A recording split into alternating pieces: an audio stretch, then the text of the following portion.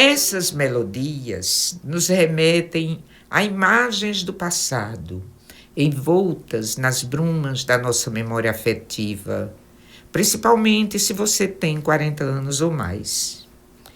Meninas brincando de roda nas noites cálidas de verão, ou em outras brincadeiras que envolvem um drama e contam uma história. Mas o que é que isso tem a ver com o romance ibérico medieval cantado, que é o nosso tema principal? É o que você vai ver a seguir.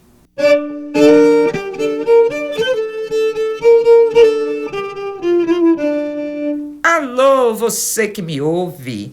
Eu sou Clotilde Tavares e este é o podcast Romanceiro Vivo. Chegamos hoje ao 4º episódio da nossa 2ª temporada.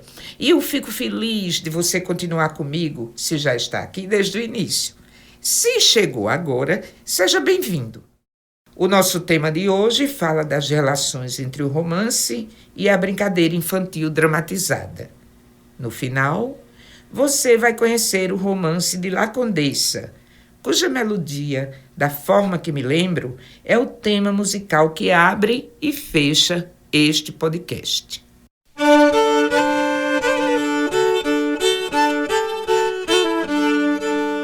A brincadeira de roda não é mais tão presente quanto antes na realidade infantil, a não ser quando motivada pela escola e geralmente é realizada somente no espaço escolar.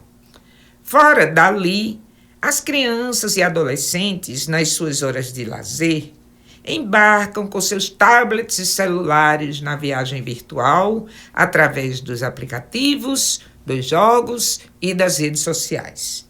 Para mim, isso não é certo nem errado, é apenas como as coisas são hoje. É difícil encontrar alguém de menos de 50 anos de idade que tenha praticado fora da escola essas brincadeiras.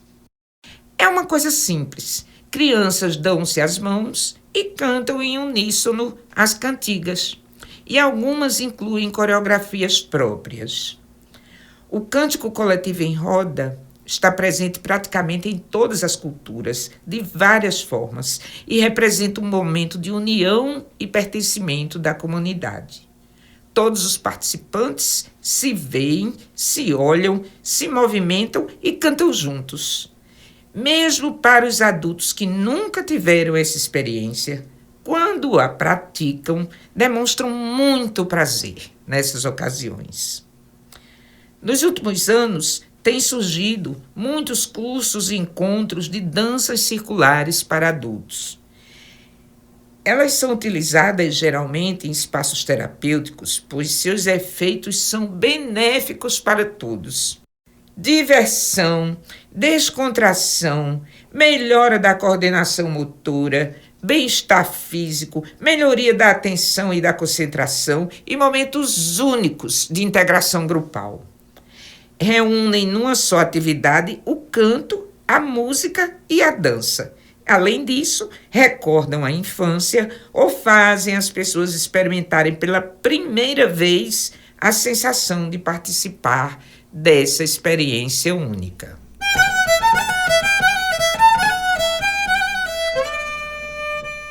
As cantigas são parecidas, com muitos elementos em comum. Versam sobre temas corriqueiros, mas encerram uma linguagem didática farta em simbologia. Lembre-se de que elas têm origem em tempos muito antigos e que a literatura medieval sempre tem uma função didática, como vimos no 5º episódio da 1ª temporada.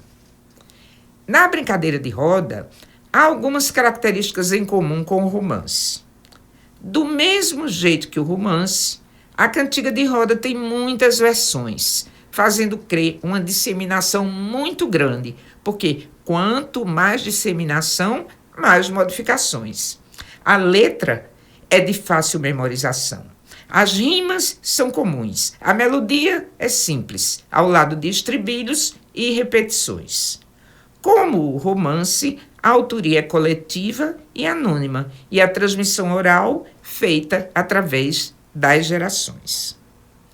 Vou citar algumas brincadeiras de roda.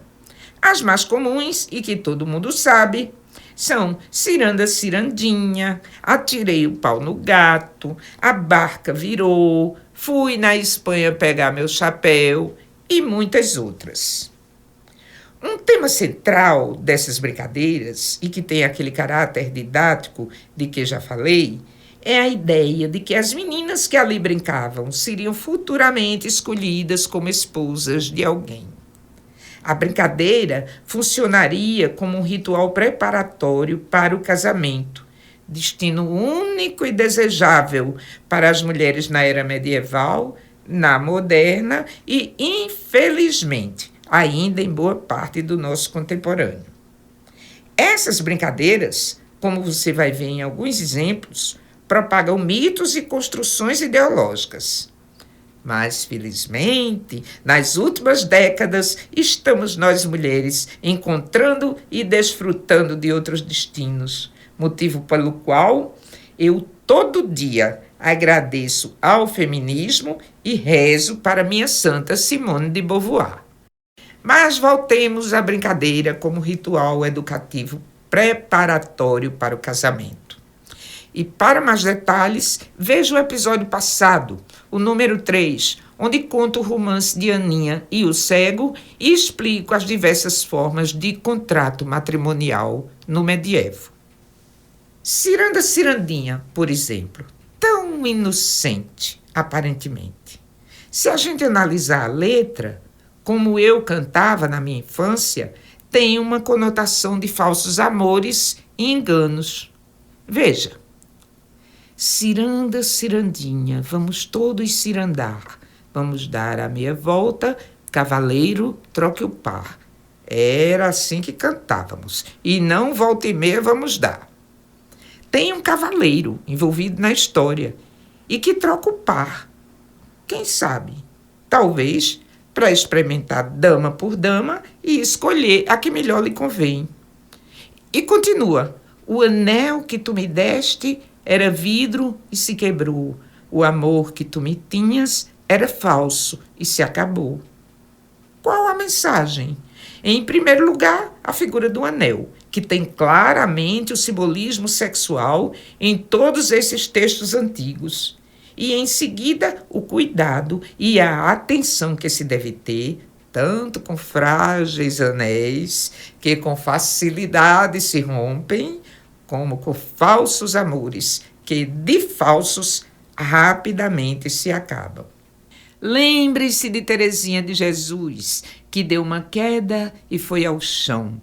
Acudiram logo 3 cavaleiros, o pai, o irmão e o futuro marido.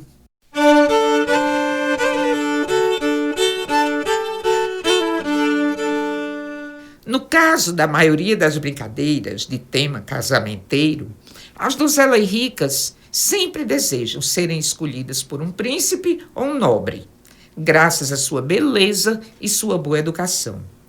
Para as mais pobres, a escolha é feita pelo ofício com o qual poderiam contribuir para a renda do casal.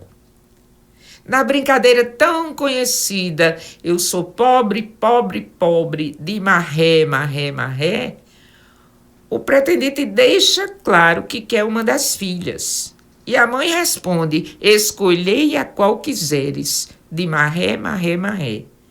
Como falamos no episódio 3, as filhas mulheres eram simples mercadoria, e seu valor estava nos seus dotes físicos ou nas suas habilidades. A mãe pergunta, que ofício dás a ela? De marré, marré, marré. Ela quer saber se no seu plantel de donzelas casadoras há alguma habilitada à relação que é proposta. Os pretendentes oferecem à jovem ofícios e tarefas, cozinheira, costureira, bordadeira e por aí vai. Segundo a folclorista dinamarquesa Elsa Enajarvi-Havil, esse jogo se origina das regiões do norte da Europa e ganha uma versão francesa por intermédio do povo flamengo que habitava a Bélgica, tão pertinho da França. O toque francês trouxe o enamoramento, o cortejo, a sedução e o noivado, gerando muitas versões diferentes. E o que é marré? De marré, marré, marré. Marré é uma corruptela de Marie, Maria, em francês, com referência à Virgem Maria, mãe de Jesus, da mesma forma como a pessoa diz, eu sou um pobre de Deus. E o estribilho final das estrofes, que fala em marré de si. Eu sou pobre, pobre, pobre de marré de si. Nada mais é do que dans ce jeu de si, que quer dizer neste jogo aqui. Em francês, na minha estropiada pronúncia, dá para você entender. Je suis pauvre, pauvre, pauvre, dans ce jeu de si. Está explicado. O marré e o marré de si.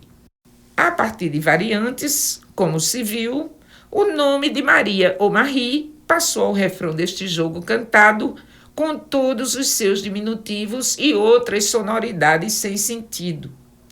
Pesquisando, encontrei na internet as explicações mais estapafúrdias para o marré de si.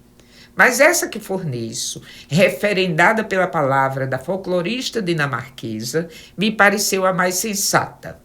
O link para a fonte está nas notas do episódio, entre outros links referentes a esse tema. E, finalmente, vamos ao nosso assunto de hoje. Ou de casa ou de fora, onde mora la condessa, que quereis com la condessa, que por ela perguntais, senhor rei mandou dizer que das filhas que vós... O romance de hoje, La Condessa, é uma brincadeira dramatizada com vários personagens definidos. La Condessa, que tem muitas filhas em idade de casar, o cavaleiro, que vem escolher uma noiva, e as filhas. Basicamente, a ação fica em torno dessa escolha, onde La Condessa primeiro nega as filhas, depois se compadece do cavaleiro e manda que ele volte e escolha a que quiser. Feita a escolha, o cavaleiro conduz a escolhida e a versão que eu canto se encerra com um trecho onde a jovem é aconselhada sobre suas obrigações como mulher casada. Para mim, o interesse nessa brincadeira que conta uma história que se mantém ao longo do tempo através de incontáveis variantes, vem das horas que passei na infância, brincando de La Condessa. Sempre fiz o papel de filha, porque eu era uma menina muito pequena. Nunca fui escolhida para ser La Condessa, poderosa, dona desse grande cabedal de filhas que não deixavam de ser uma boa moeda de troca naqueles tempos medievais, onde o casamento seria apenas um contrato. Observe a métrica em 7 sílabas ou redondilha maior. As rimas são toantes em alguns versos e outros não, provavelmente pelas modificações ocorridas no decorrer da transmissão do romance. Você não sabe o que é isso? Esse negócio de métrica e rima? Corre lá no episódio 3 da primeira temporada, que eu explico bem direitinho. Na versão que apresento aqui, o cavaleiro vem buscar uma noiva para o rei, mas isso varia. Em algumas versões, a noiva é pedida para si próprio. E em outras, são vários cavaleiros pedindo cada um uma noiva. Eu conheci, no Agreste de Pernambuco, uma versão onde o cavaleiro dizia: Senhor rei mandou dizer que das filhas que vós tivesse, nos mandasse uma delas para Jó casar com ela. Ou seja, a noiva não era para o rei, nem para ele próprio, mas para esse tal de Jó. Depois de muito assuntar, levantei a hipótese que o tal Jó fosse, na verdade, Joe, o pronome espanhol que significa eu. O cavaleiro pedia a noiva para ele mesmo e o pronome Joe, em lugar de eu, seria uma sobrevivência do espanhol que teria permanecido na versão. Então, a rigor, era Senhor rei mandou dizer que das filhas que vós tivesse, nos mandasse uma delas para Joe casar com ela. Lembre-se de que esses romances e cantigas transitavam livremente pela Península Ibérica entre Portugal e Espanha. Esse fenômeno de sobrevivência de palavras em espanhol também se encontra no romance Gerineldo, que é cantado no episódio 3 da primeira temporada. Finalmente, a nota cruel dos últimos versos, onde provavelmente o cavaleiro ou outra pessoa em situação de mando expõe as obrigações da noiva: coser e bordar, sendo a agulha e o dedal caídos do céu, como se fossem uma tarefa divina. E também a palmatória, que apesar de ser feita de marfim precioso, era também um instrumento de castigo. Eu bem que sei, pois sou daqueles tempos antigos onde era normal, habitual e recomendável aplicar castigos corporais aos filhos. E aqui, em segredo, só para você, eu lhe digo que os castigos corporais ou não que recebi na infância nunca adiantaram de nada. Sempre fiz o que eu quis e, mesmo me arriscando, venho me divertindo muito ao longo dessa vida. Isso porque aquilo que educa, todos sabemos, é o exemplo. Mas vamos ao canto. Ou de casa ou de fora, onde mora la condessa, que quereis com la condessa, que por ela perguntais. Senhor rei mandou dizer que das filhas que vós tivesse, nos mandasse uma delas para o rei casar com ela. Eu não dou as minhas filhas no estado em que elas estão, nem por ouro, nem por prata, nem por sangue de Aragão. Tão alegre que eu vinha, tão tristonho vou voltando. A filha da la condessa comigo não vou levando.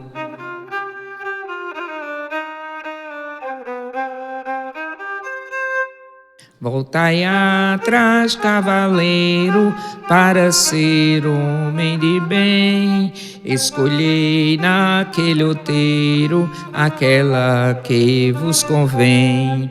Esta fede, esta cheira, esta come o pão da feira. Esta outra é que eu queria pra ser do rei companheira.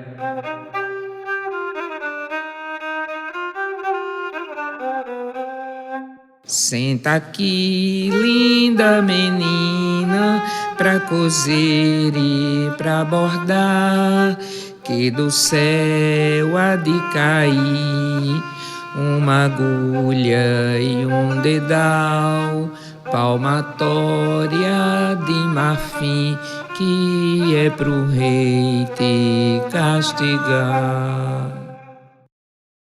Eu adoro essa história e espero que você também tenha gostado. Neste episódio, eu mesma pesquisei, roteirizei, apresentei e cantei. Caio Padilha, que esteve me acompanhando na temporada inteira, me acompanhou na Rabeca. Paulo de Oliveira gravou, editou, masterizou e pilotou com experiência e sensibilidade a ilha de edição. Uma coisa legal é que eu vou fazer um episódio ou 2 somente respondendo as perguntas que as pessoas andam fazendo. Fique de olho. E no próximo episódio vou trazer uma história de amor contrariado, como existe tantas por aí, mesmo tendo se passado tantos séculos. Até a próxima semana, então.